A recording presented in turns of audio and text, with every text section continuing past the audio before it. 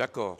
Mais est-ce que vous pouvez confirmer, mon capitaine, qu'effectivement, à la prise du pouvoir par vous, suite au décès du général Lansana Conté, il y avait 3 conteneurs remplis d'argent au port et que vous avez fait déposer au camp Alfaya. Ça, vous pouvez le confirmer?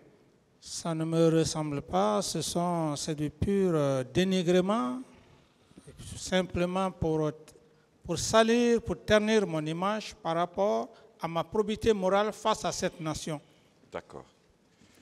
Donc, de toute façon, mon capitaine, nous allons parler de l'argent qui était dans ces conteneurs. Un conteneur a été déporté au camp et ce contenu a servi à l'entretien de recrues de Kalea et à l'achat de 50 pick-up pour vous. Est-ce que vous pouvez le confirmer? Je n'ai pas vu, maître. Vous n'avez pas de réponse? Oui. D'accord. Ces 50 pick-up également ont servi, quand vous avez reçu la balle, au retour de ces recrues du camp Alfaya en forêt. Et c'est bien M. Papakoli qui gérait ces pick-up, les 50 pick-up. Oui, maître. Quelle est la question? La question, c'est est-ce qu'il peut confirmer de la présence de ces 50 pick-up achetés à partir de l'argent de ces conteneurs? 1. Deuxièmement, est-ce que vous pouvez confirmer? Laissez-le répondre à cette question d'abord. D'accord, mon président. D'abord, maître, je vous l'apprends que je n'ai jamais déboursé de l'argent pour payer 50 pick-up. C'est des personnes morales qui me faisaient des dons. Et chaque fois qu'on me donnait des pick-up, si je trouvais la nécessité d'en offrir, je le faisais. Mais moi, particulièrement, faire la commande de 50 pick-up, c'est archi faux. D'autres questions? D'accord. D'accord. Mon capitaine. Oui, maître. Après les événements douloureux du 28 septembre, oui. Une réunion s'est tenue au camp Alfaya, regroupant tous les membres du CNDD. Est-ce que vous pouvez confirmer de la tenue de cette réunion? Non, maître. D'accord. D'accord. Alors, parlons à présent des fausses communes. Est-ce qu'on est d'accord? Est-ce qu'on peut être d'accord, tout au moins, mon capitaine? Oui, maître. Qu'on ne peut pas faire disparaître, oui, maître, soit en enterrant anonymement ou en jetant en haute mer, oui, maître, plus de 200 personnes, 300 personnes, sans que l'État n'en soit informé. On est d'accord quand même? Posez la question, maître. C'est si on peut être d'accord que cela ne peut pas se faire sans que l'État n'en soit informé. C'est une question. Mais l'État, c'est qui? L'État est abstrait dans ce sens. Alors, sans que le président de la République d'alors, que vous étiez, sans que les membres de votre gouvernement, notamment le directeur de la santé des forces armées à l'époque, le directeur de la police judiciaire, le directeur des services des investigations de la gendarmerie nationale, de la police, sans que le chef d'état-major des armées, de la marine, le ministre de la justice, le secrétaire général du ministère de la sécurité à l'époque, les chefs d'escadron à l'époque, c'est-à-dire Hamdallah Kalou, Matoto, Dabompa, Anta, les commandants de CIMS à l'époque, le directeur de l'hôpital, donc à Ignacidine, sans que le directeur de service de renseignement de l'armée 2e bureau,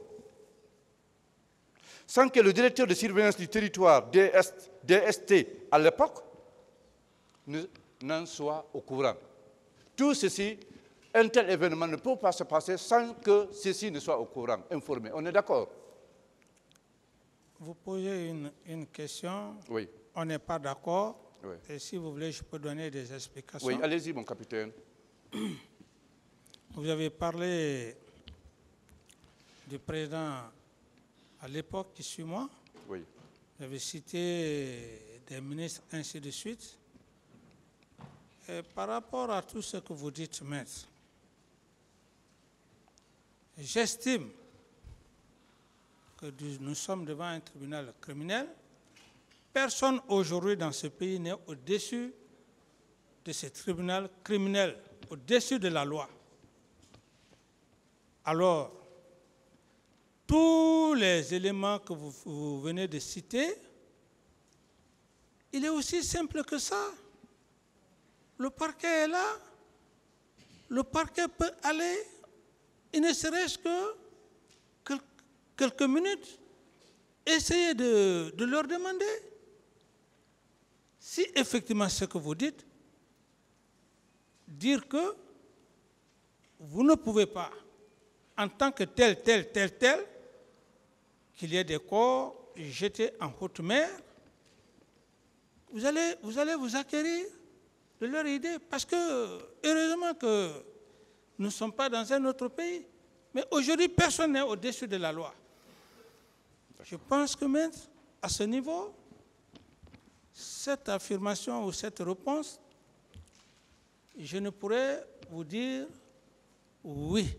Je ne pourrais vous dire que simplement que ce sont des informations que j'ai reçues comme vous. Si maintenant il y a besoin que vous procédiez, effectivement, comme vous avez aussi la partie civile, il y a des avocats compétents, des conseils compétents. Si vous en doutez, vous pouvez aussi demander ces personnalités. D'autres questions? Bien. D'accord. Mon capitaine. Oui, maître. Ce qui est clair, c'est que le peuple de Guinée, quand même, gardera toujours de vous des souvenirs. Un merveilleux et un autre triste, douloureux, regrettable. Le merveilleux, c'est que vous avez réussi Question. à prendre le pouvoir sans effusion du sang. La question, s'il vous plaît. Oui. Est-ce qu'on est d'accord que le fait de prendre le pouvoir sans qu'une goutte de sang ne tombe constitue un beau souvenir? On est d'accord? Oh, ça, maître, je crois que ce n'est pas de la gloire pour moi. Oui. Ce n'est pas de la gloire, je ne voudrais même pas qu'on insiste sur ça, c'est juste une question d'échange. Est-ce que vous avez pris le pouvoir sans qu'il n'y ait une goutte de sang? Monsieur le Président, je l'ai dit, et ce sont les mêmes questions qui reviennent, oui, mais pas ma gloire. D'autres questions? Merci. Donc ça, c'est vraiment de la gloire, c'est une fierté, c'est un bon souvenir. Mais par contre, les événements douloureux du 28 septembre, vous les avez voulus, mon capitaine.